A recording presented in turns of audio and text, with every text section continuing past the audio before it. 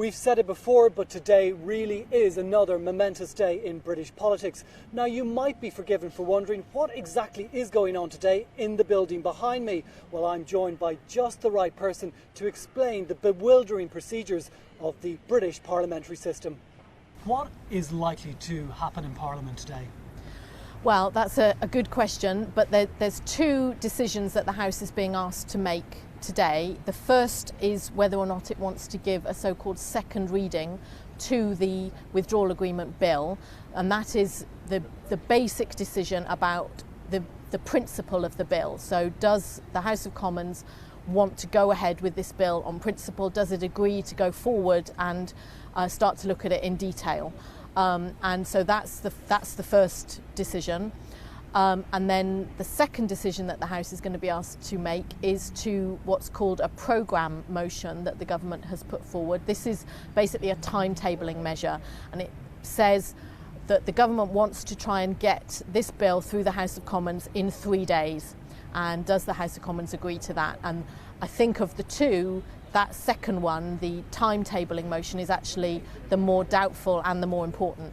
So what should people be looking out for today? Because it is so complicated. It is complicated. I think on the first decision, so the second reading decision, I think most people are assuming that will go through, but obviously there will be the normal poring over of who exactly voted how, and how big the government's majority is.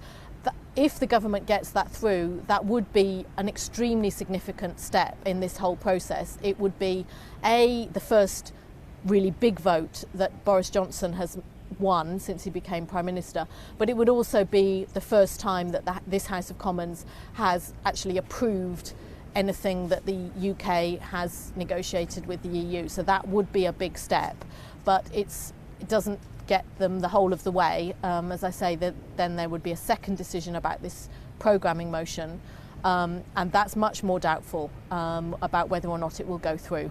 Brigid, what happens if the programme motion doesn't get through? That's dictating the 3-day timetable. What options does the Prime Minister have left then? Well, that's the question that sort of all of Westminster is currently speculating about. It would mean that if the House of Commons doesn't agree to that programme motion, it would mean that the Prime Minister, the government, doesn't have control of business in the House of Commons, which in a way we sort of know already, but it won't have control of the timetable.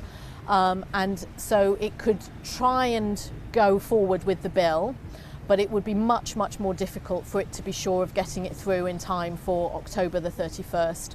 And it would be much, much more difficult to keep control of the process. Or alternatively, the Prime Minister could do something much more drastic, which is what some sources out of Number 10 are feeding out this afternoon, such as sort of abandoning the bill and trying again to trigger an early general election. Now, as ever, it's a bit difficult to know to what extent that is a threat, as it were, or a bit of a bluff to try and get MPs to agree the programme motion, or whether this is something the Prime Minister would actually try to do. Now, opposition MPs are saying it's nigh on impossible to get such a hefty piece of legislation through the House of Commons in 3 days. Is that the truth?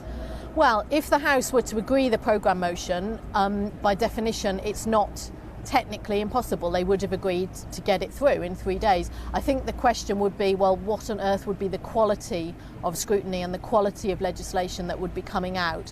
And it would also mean that decisions about which issues get debated when and which amendments get selected for debate early could be critical. You would be highly likely to end up with possibly quite significant amendments, for example, put forward by some of the smaller parties, not getting debated at all. And we've seen that sometimes before in this process on previous Brexit legislation.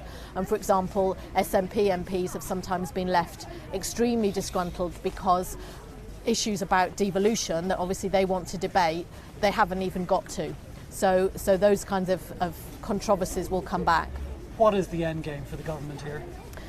The end game for the government is that it genuinely wants to try and use this 31st of October deadline that it's been putting out in all its public communications and on billboards all around the country. It wants to use this deadline and the fact that Boris Johnson has agreed a new withdrawal agreement with the EU. It wants to try and use that conjunction of events to finally get something over the line, and to put everybody under immense pressure in these last 10 days to actually try and get there. And finally, the big question, will Brexit happen at all? I think yes. Whether or not it will happen on October the 31st is slightly more doubtful at the moment. It all hinges on tonight, really.